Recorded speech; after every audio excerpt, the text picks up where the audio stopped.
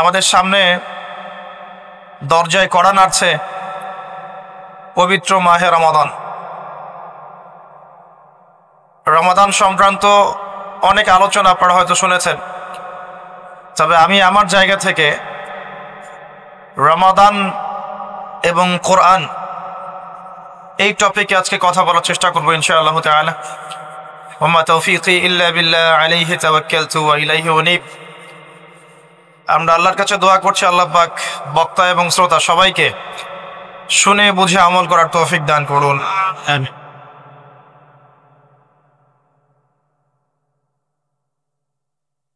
রমাদান মাসের সওম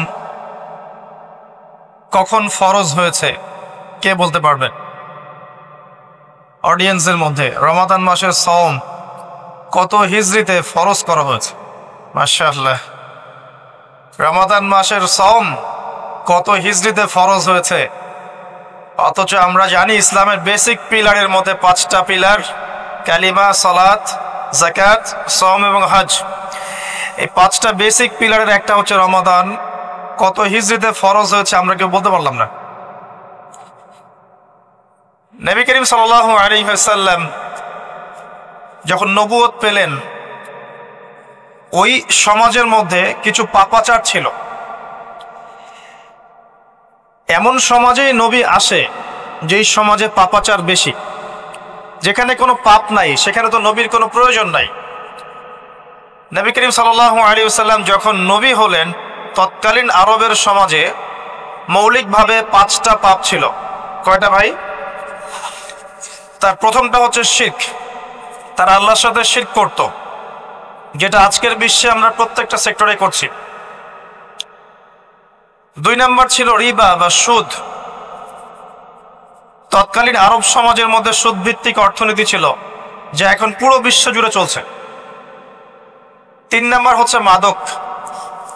তৎকালীন আরবের অন্যতম মহামারীর নাম ছিল মাদক, যেটা বর্তমান বিশ্বেরও একটা বড় মহামারী।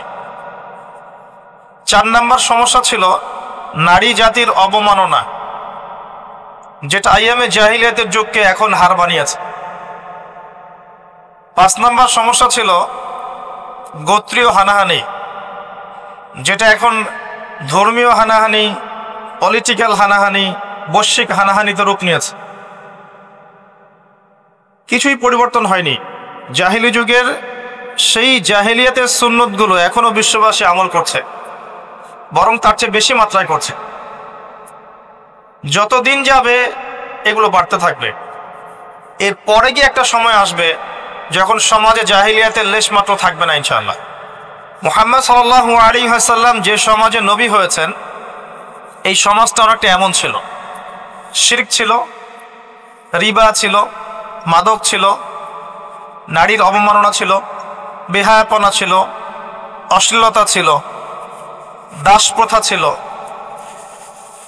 ব্যভিচার বেশি ছিল, গান বাজনা বাদ্যযন্ত্রের প্রভাব বেশি ছিল, জুয়া ছিল, আপোষে মারামারি, হিংসা, বিদ্বেষ ছিল, রক্তক্ষয়ী দীর্ঘস্থায়ী সংঘাত ছিল। এরকম একটা সমাজের মধ্যে নবী সাল্লাল্লাহু আলাইহি ওয়াসাল্লামকে আল্লাহ পাক নবুয়ত দান করেছেন, এবং নবুয়তটা দান করেছেন রমাদান মাসে, যে মাসে আমাদেরকে সওম রাখতে বলা হয়েছে। রমাদান মাসের মধ্যে একটা রাত আছে, যে রাতের নাম হচ্ছে লাইলাতুল কদর। আমি আশা করি আপনারা সবাই এই সূরাটা জানেন। বা'দা আউযু বিল্লাহি মিনাশ শাইতানির রাজীম, ইন্না আনজালনাহু ফি লাইলাতুল কদর। নিশ্চয়ই আমি কোরআনকে নাজিল করেছি লাইলাতুল কদরে, ভাগ্য রজনীতে। ওয়া মা আদরাকা মা লাইলাতুল কদর। হে নবী মুহাম্মদ সাল্লাল্লাহু আলাইহি ওয়াসাল্লাম, আপনি কি জানেন লাইলাতুল কদর কি জিনিস? লাইলাতুল কদরি খায়রুম মিন আলফি শাহর। লাইলাতুল কদর হচ্ছে 1000 মাসের চাইতে উত্তম। এখানে গাণিতিকভাবে ব্যাখ্যা করতে যাবেন না 1000 মাস সমান সমান কত বছর হয়, ব্যাপারটা এমন নয়। এখানে আধিক্য বোঝানো হয়েছে। 1000 মাস ইবাদত করলে যে নেকি হয়, 1 রাত ইবাদত করলে সে নেকি হয়ে যাবে ইনশাআল্লাহ। এই রাতে কি হয়? স্পেশাল তানাজ্জালুল মালাইকাতু ওয়ার রূহ। এই মাসে আল্লাহর পক্ষ থেকে আল্লাহর ফেরেশতারা নেমে আসেন। কোথায় নেমে আসেন? পৃথিবীতে। তাদের সর্দার হিসেবে থাকেন জিবরাইল আলাইহিস সালাম। তানাজ্জালুল মালায়েকাতু ওয়ার রূহু ফিহা বিইذনি রাব্বিহিম, আল্লাহর রবের আদেশে তারা এই কাজটা করেন। মিন কুল্লি আমর, প্রত্যেকটা বিষয়ের ফয়সালা হয় এই রাতে। আপনার আমার তাকদীর লেখা হয়েছে আসমান জমিন সৃষ্টির 50,000 বছর আগে। আপনার আমার তাকদীর লেখা হয়েছে আসমান জমিন সৃষ্টির 50,000 বছর আগে। আল্লাহ পাক সমস্ত সৃষ্টির তাকদীর লিখেছেন প্রথম দফায়।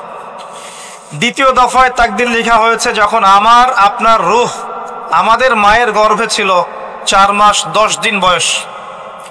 ওই সময় আল্লাহর পক্ষ থেকে ফেরেশতা আসেন, এসে লিখে দেন তার হায়াত, তার রিজিক, সে সৌভাগ্যবান না দুর্ভাগ্যবান। এরপর রূহটাকে ফুঁকে দেন, বাচ্চা নড়াচড়া শুরু করে।